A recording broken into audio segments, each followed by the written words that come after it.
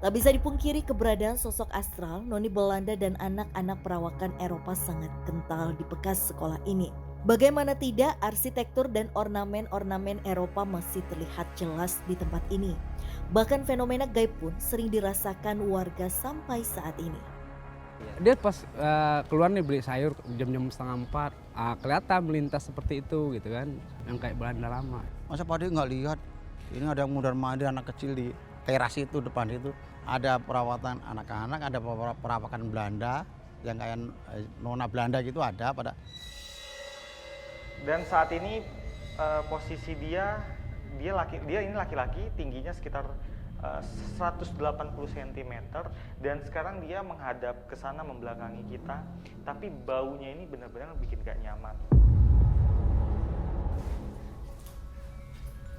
Kalau untuk jin yang menduplikasi segala sesuatu yang pada saat kehidupannya ada, dia akan bisa menduplikasi. Dia memang suka meniru-niru bentuk yang menjijikan. Jadi memang bentuk dia saat itu seperti ini. Dia tadi sempat menantang Den.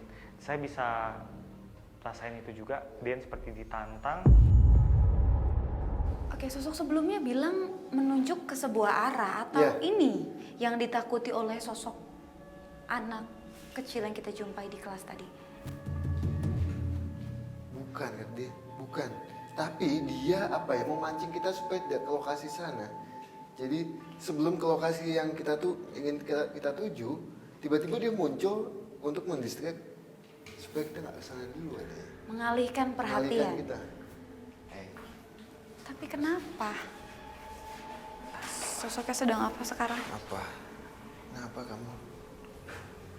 Dia bilang, saya ingin mengganggu kalian, bahkan saya diminta untuk tidak membolehkan kalian ke tempat tujuan yang kita akan tuju.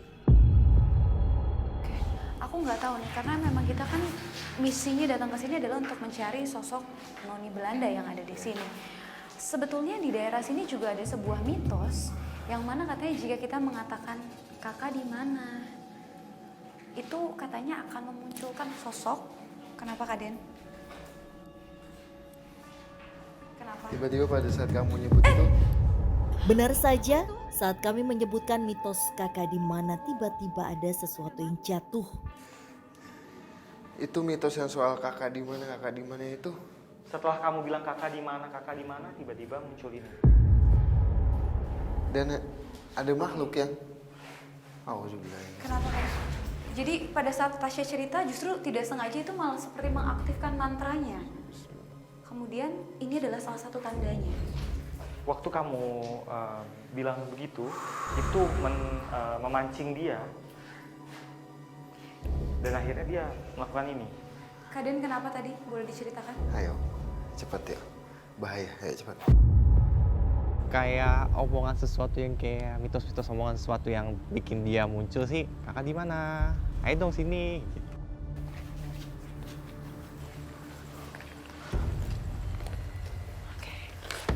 Kenapa Kak Den? Samar-samar saya dengar seperti derap sepatu. Seperti ada langkah sepatu. Tiba-tiba dan Ananda berlari seperti mengejar suatu sosok. Hati-hati. Awas, awas. Hati-hati Kak, hati-hati. Sebentar.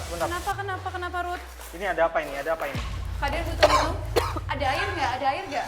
Serangan dari sosok astral membuat Den Ananda kewalahan. Rudi pun mencoba berkomunikasi dengan sosok tersebut. Sebentar. Saya dan teman-teman datang ke sini baik-baik, bukan untuk menantang. Jadi tadi itu tiba-tiba muncul sosok. Dia ini wajahnya ini wajah orang Belanda, tingginya segini. Dia pakaiannya seperti topinya itu seperti topi koboi. Terus kemudian dia pakai celana pendek sama baju seperti baju dinas.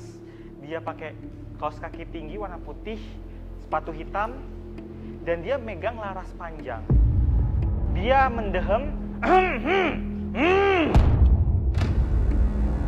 Dia terlihat garang, tapi dia benci sekali sama Den. Den tadi sempat ditodong pistol ke arah dahinya. Ini ada apa? Kita ngomong baik-baik aja. Dia kayaknya ngancam saya juga. Lu di awas dulu, saya ini. Jangan. Takut Jangan. kenapa-napa. Jangan. Sebentar. Ada suara lagi dari sebelah situ, itu maksudnya apa? Mereka coba usir kita atau justru mau coba aja komunikasi dengan cara seperti itu? Dia Menimbulkan- semakin terlihat marah. Awas. semakin marah. Dia semakin marah, Den. Atau kita Awas. kadang-kadang jangan deket-deket gitu lah. Sosok tentara Belanda ini semakin tidak suka dengan kehadiran kami. Demi keamanan tim, Den Ananda pun mencoba menyerang sosok tersebut. Kaden, hati-hati Kaden. Cuma. Matiin netizen ya. Minta night vision. Tim minta night vision. Pak Asia mundur. Hati-hati.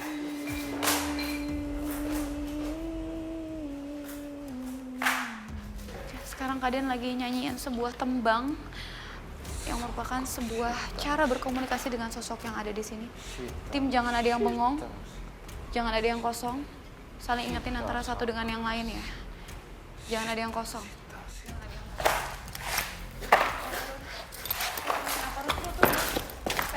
Kaden. Tim nyalain lampu, tim. Aku takut kenapa-napa.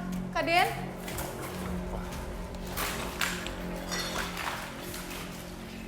Kenapa nih? Dia nggak bicara, dia cuma dia cuma menggeram. Terusnya bisa kita bilang. Nggak apa-apa, ambil nafas dulu Kaden. Perlu minum lagi nggak? Dia kayak tidak suka sama saya yang utama. Dia menganggap saya itu adalah lawan dia. Dia bilang, dan dia bilang, kamu pulang aja, pulang kamu. Jadi pas saya tugas malam ada suara, waktu itu kayak suara kayak tentara berbaris. Aku bingung banget loh, soalnya baru di tempat ini kita penelusuran dan entah kenapa setiap sosok yang ketemu sama kita hari ini kayak nggak suka sama Kaden. Aku nggak ngerti ini kenapa. Jadi dia menganggap bahwa saya itu adalah pribumi asli kan. Jadi dia tidak suka adanya pribumi yang ada di sini. Terus tadi boleh diceritakan mungkin Kak, pada saat night vision tiba-tiba Kakak dari situ Iya. langsung melangkah dengan cepat ke sebelah sini. Apa Jadi yang terjadi? Mbak, ini dia saya pojoki sampai saat ini masih ada dia. Saya posisinya ini masih sama. Dia di pojok dengan dia begini. Jadi saya kunci tasnya supaya dia tidak sampai mengganggu kita semua. Kayak gitu. Anak kecil. Di mana dia? Den Ananda mencoba menggali informasi dan memberitahu tentang keberadaan sosok anak Belanda di sebelah ruangan. Lihat itu. Kenapa? Iya. Kenapa? Itu. Di balik pintu itu ada seorang anak kecil yang mengintip kita. Ada sosok anak kecil yang mengintip